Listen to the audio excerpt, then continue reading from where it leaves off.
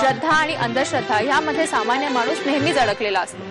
मग हळूहळू प्रसंगानुरूप या श्रद्धेचं अंधश्रद्धेत कधी रूपांतर होतं हे आपल्यालाही कळत नाही। आणि मग यातूनच अनिष्ट रूढी, परंपरा, धक्कादायक अनुभव, विचित्र भास या सगळ्यांचा जन्म होतो। आणि इथून सुरू होतो एक प्रवास, एक शोध अदृश्य अस्तित्वाचा। या अदृश्य अस्तित्वाचा शोध घेणारा आणि समाजातील अंधश्रद्धेवर प्रकाश टाकणारा एक चित्रपट म्हणजे श्री कला निकेतन इंटरनॅशनल निर्मित आणि व्हिडिओकॉन प्रस्तुत स सासूचा।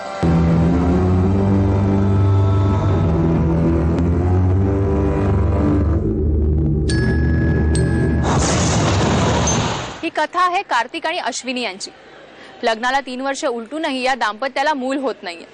या गोष्टीचा तपास घेताना अश्विनीच्या असं लक्षात येतं की आपल्या मृत सासूची सावली या घरावर घुटमळते। आणि मग तिथून सुरू होतो भास आणि आभास, स्वप्न आणि सत्य यांचा चित्तथरारक खेळ। सुनील बर्वे, सोनाली कुलकर्णी, विनय आपटे, शुभांगी गोखले, यतीन कार्यकर, ओमकार कर्वे यांच्या या चित्रपटात प्रमुख भूमिका आहे। या चित्रपटाची कथा किरण गावडे यांची असून किशोर पांडुरंग बेळेकर यांनी पटकथा, दिग्दर्शन आणि संकलन अशी तिहेरी भूमिका बजावली आहे। शून्य पैशात एक मौलिक सल्ला देऊ का? कशाविषयी? त्या घराविषयी। काय झालं त्या घराला? कोणाचं घर ते? आमचंच। आमच्या सासूबाईंचं। तोडून टाका, तोडून टाका, तोडून टाका। अरे मी ठीक आहे मी। मला असं वाटतं की रहस्य लोकांना खूप आवडतं। रहस्य पुढे काय होणार हे जे आहे ना हे लोकांना खूप आवडतं। आम्हाला सगळ्यांना म्हणजे मी युनिट मधल्या सगळ्यांना ज्यावेळी गोष्ट ऐकवली त्यावेळी त्यांचेही प्रश्न होते की पुढे काय होतं किशोर, पुढे काय होतं हे जे आहे ना हे खूप महत्वाचं आहे या सिनेमातलं। या सहसासूचा मध्ये जे रहस्य वर्कआउट केलेलं आहे म्हणजे रहस्य मेंटेन केलेलं आहे जे शेवटपर्यंत राहतं ते रहस्य जे आहे ना ते खूप महत्वाचं आहे। ते म्हणजे सहसासूचा हा सिनेमा। त्या शाम्याचं माझ्या आईला भूत वगैरे म्हणाला तर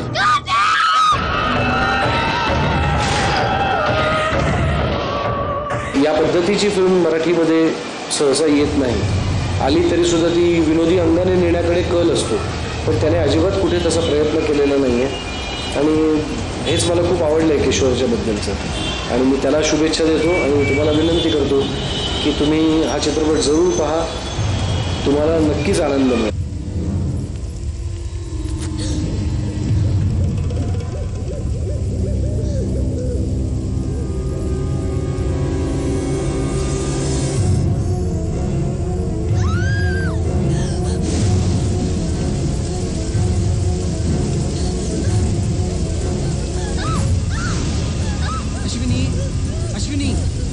अश्विनी मी आहे कार्तिक। अशा गोष्टींवरती आपण विश्वास ठेवायचा का? म्हणजे आपण देवाला मानतो पण काही अतृप्त आत्मा असतात, भूत प्रेत अशा गोष्टी असतात, तर त्याच्यावरती विश्वास ठेवायचा का नाही हा अश्विनीचा पण खूप मोठा तिच्या समोरचा प्रश्न आहे। पण अशा काही प्रसंगातून तिच्या समोर अशा गोष्टी येत जातात की तिला या गोष्टींवरती विश्वास ठेवावा लागतो आणि त्याच्यातूनच सगळी जी मिस्ट्री आहे ती उलगडत जाते पुढे की खरंच आत्मा आणि या सगळ्या गोष्टी आपल्या जीवनात असतात। हाच आहे का तो साप? हाच तो। बिनविषारी आहे तो। अगं हा बिनविषारी आहे। बऱ्याच दिवसापासून आहे तो। बऱ्याच दिवसांपासून आहे। आई मेल्यानंतर तो जास्तच दिसायला लागला। आई गेल्यानंतर सारखाच दिसायला लागला। सिनेमा ज्या वेळेला ट्रायल बघितली त्यावेळेला असं वाटलं की अरे आपण काहीतरी निराळं केलं आणि लोकांनी या पद्धतीचा सिनेमा आणि हा जॉनर जर लोकांनी आपलासा केला तर एक नवीन पद्धतीचा सिनेमा या मराठी इंडस्ट्रीमध्ये रूढ होईल आणि लोकांना एक निराळी करमणूक बघितल्याचं समाधानही मिळेल। ते समाधान जर मिळालं तर मला असं वाटतं की किशोर, आमचे निर्माते, आम्ही सगळे कलाकार, लेखक, संगीत दिग्दर्शक या सगळ्यांचे श्रम जे हिशोब कारडी लागते. त्या घरात माणसाला थारा नाही म्हणून त्या घरात माणूस नाही.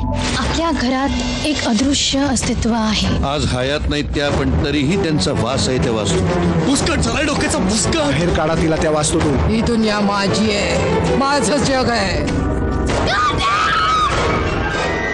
अशी फिल्म फार रेअरली बनते जी इतकी चांगली टेक्निकली सुद्धा असते, जी इंडस्ट्रीतल्या लोकांनाही आवडते आणि at the same time masses सुद्धा त्याला तेवढाच सपोर्ट करतात. फार रेअरली बघितलंय मी, अगदी रेअरली. एक मुन्नाबाईच्या वेळेस बघितलं होतं की अगदी तळागाळातली लोक आणि अगदी श्रीमंतीच्या श्रीमंत माणसं किंवा टेक्निकली साऊंड लोक जी असतात त्याला सुद्धा ती फिल्म आवडते. तशी ही एक फिल्म झालेली आहे. या नातीच्या रूपानं परत या. आपल्या घरात एक अदृश्य अस्तित्व आहे.